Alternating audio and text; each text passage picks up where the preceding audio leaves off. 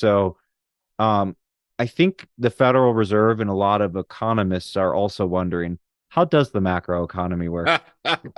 Well, I think well, well, first of all, the macroeconomy works very differently than what you learn in a college, macroeconomics class, or what a traditional academic finance education would give you. A big part of developing that understanding was sort of understanding and thinking about the intuitive cause effect drivers of the macroeconomy and asset classes. And then from there, taking that intuition about those linkages, right? If inflation comes in above expectations, you would then expect bond yields to rise. That's a simple linkage, which Mhm. you can then quantify. What are the pressures on, inflation to rise relative to the pressures, well, relative to what's priced into the bond market, and you can start to quantify those linkages.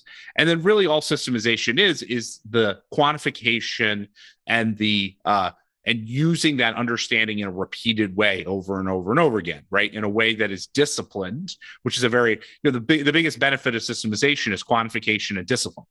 So often investors can challenge, if you're a discretionary investor, it can be very challenging to basically keep true to your investment strategy, because you're always being influenced by the incremental information that's out there, and you may overreact or underreact, for instance, to Yeah. that incremental information. And the beauty of systemization is bringing that discipline, helping synthesize a wide variety of information, bring the discipline to execute the strategy as designed. And so that, that really is the core of it. If you can do that, I think the important thing to recognize is, in macro, at least, like, your odds, even the best macro investors in the world are wrong about 55% wrong about 45% of their bets in any one month. Wow. But if you do that, if you have the coin on your side, 55-45, and you flip it, you trade 100 markets, that gives you a little bit of edge.